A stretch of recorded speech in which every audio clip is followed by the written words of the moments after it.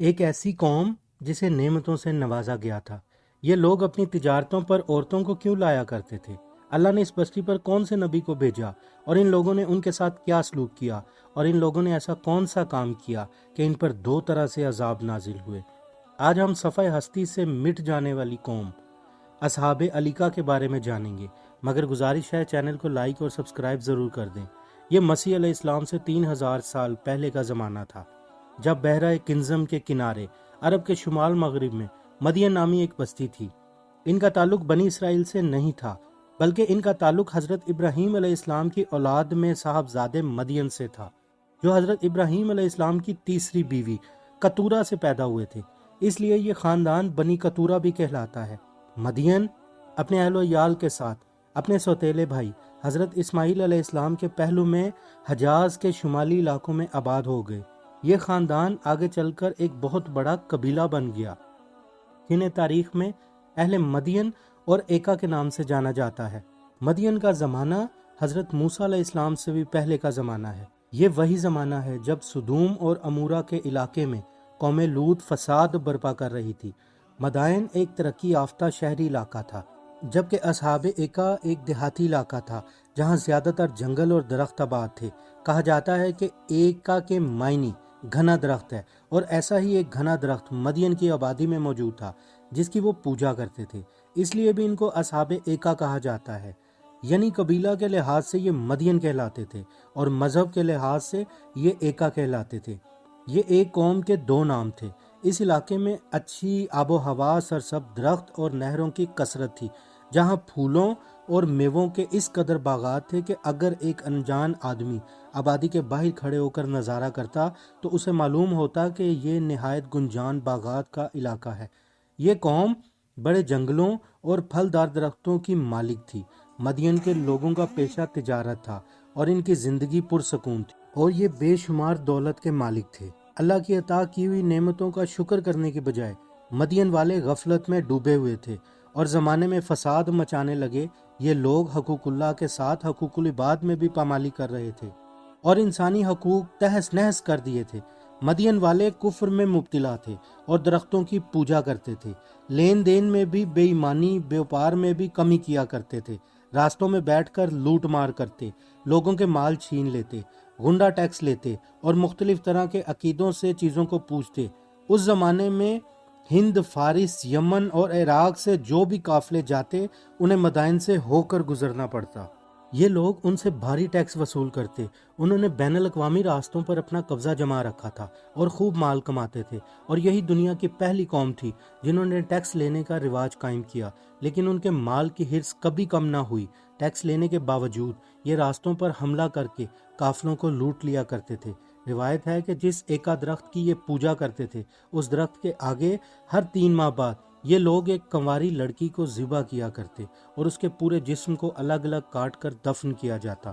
ان کا ماننا تھا کہ ایکا درخت کو کنواری دوشیزہ کی قربانی نہ دی گئی تو ہمارے کاروبار ختم ہو جائیں گے، اور زنا کا عالم یہ تھا کہ اس قوم نے اپنے بازاروں میں فحاشی کے خاص انتظامات کر رکھے تھے۔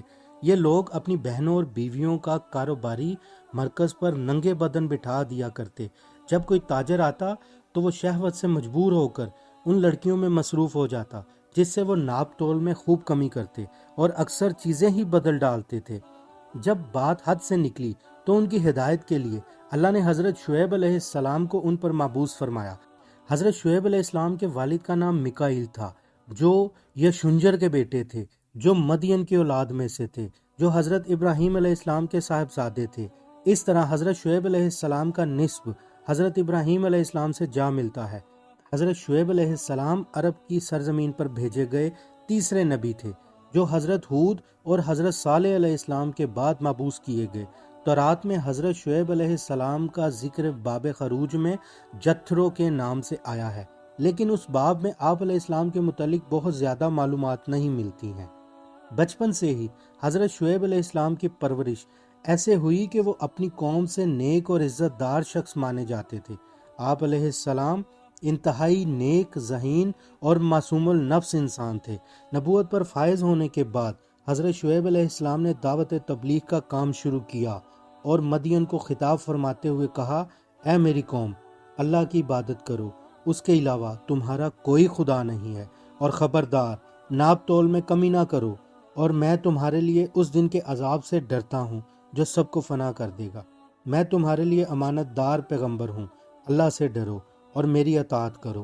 حضرت شعیب علیہ السلام کی دعوت تبلیغ سن کر مدین کے سردار غضبناک ہو گئے اور کہنے لگے، اے شعیب، ہم تمہیں اور تمہارے ساتھ ایمان لانے والوں کو اپنی بستی سے باہر نکال دیں گے، یا تم ہمارے مذہب پر واپس آ جاؤ۔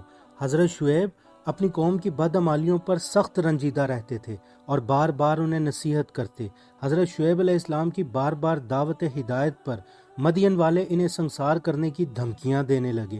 اپنی قوم کی دھمکیوں کے بعد حضرت شعیب علیہ السلام کو اندازہ ہو گیا کہ ان کے دلوں پر مہر لگ چکی ہے اور اب ان پر کسی بات کا اثر نہیں ہوگا، لہٰذا حضرت شعیب علیہ السلام نے اللہ سے دعا کی، اے میرے پروردگار، ہم میں اور ہماری قوم میں انصاف کے ساتھ فیصلہ کر دے، اور تو سب سے اچھا فیصلہ کرنے والا ہے۔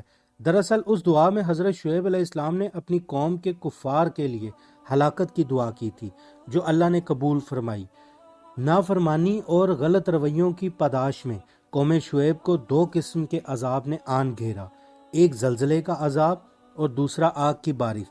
روایت ہے کہ مدین کے لوگ اپنے گھروں میں آرام کر رہے تھے، اچانک بہت تیز زلزلہ آیا اور ابھی ختم بھی نہ ہوا کہ آسمان سے آگ کی بارش شروع ہو گئی۔